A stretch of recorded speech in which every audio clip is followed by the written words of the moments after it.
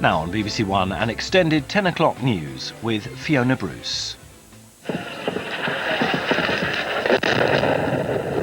A massive aerial assault on Iraq has begun.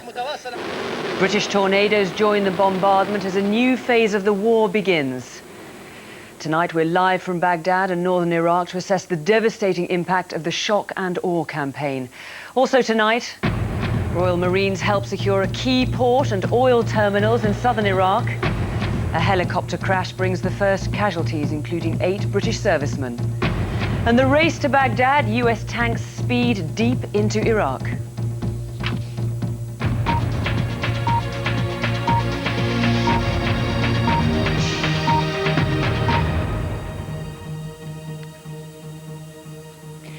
Good evening. Waves of bombs have ripped through Baghdad tonight and struck cities across Iraq as America and Britain unleashed the long-threatened shock and awe campaign intended to force Saddam Hussein into submission.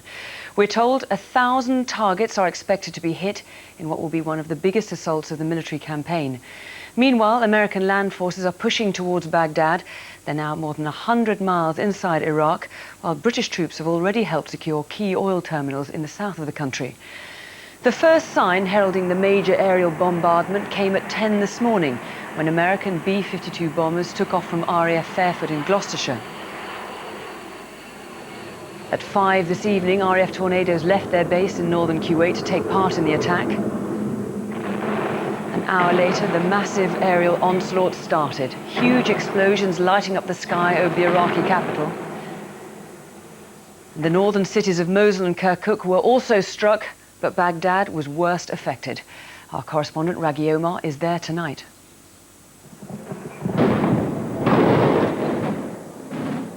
It was shocking and it was awesome.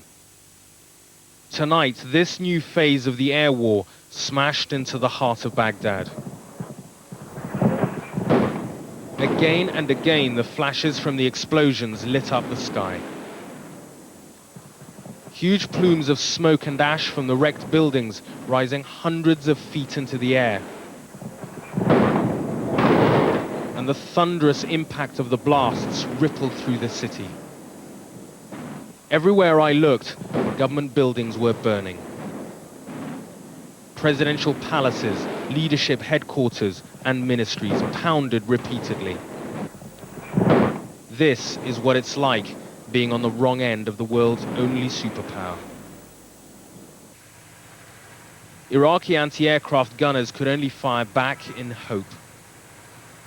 And think of what it must have been like for those families living near these targets, huddled indoors as their neighborhood was torn apart.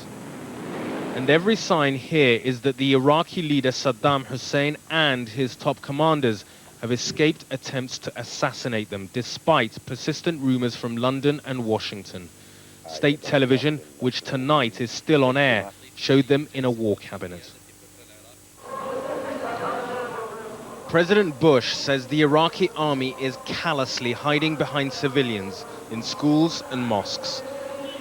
But at Friday prayers today, the only soldiers I saw at this mosque were praying for salvation.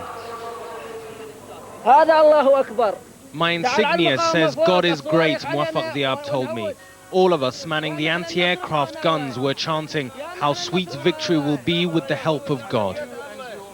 The Iraqi leader Saddam Hussein says his forces will defeat any invading army at the very gates of Baghdad in what he says will be the last battle. But the main concern of ordinary Iraqis is just to survive. Even in the calm of daytime, when the bombs have not been falling, the normally packed markets are deserted. In the last few days before the war, thousands of people frantically tried to buy basic goods from these stalls. Now everyone feels it's too dangerous to leave their homes, even to buy food. Raghi Omar, BBC News, Baghdad. Well, let's take a look at the scene now in Baghdad. The skies are quiet at the moment. The all clear was given just about an hour ago. We can talk to Raghi Omar, who can join us on the phone. Raghi, it looks like there's a brief pause, at least, in the bombing. It does, Fiona, and everyone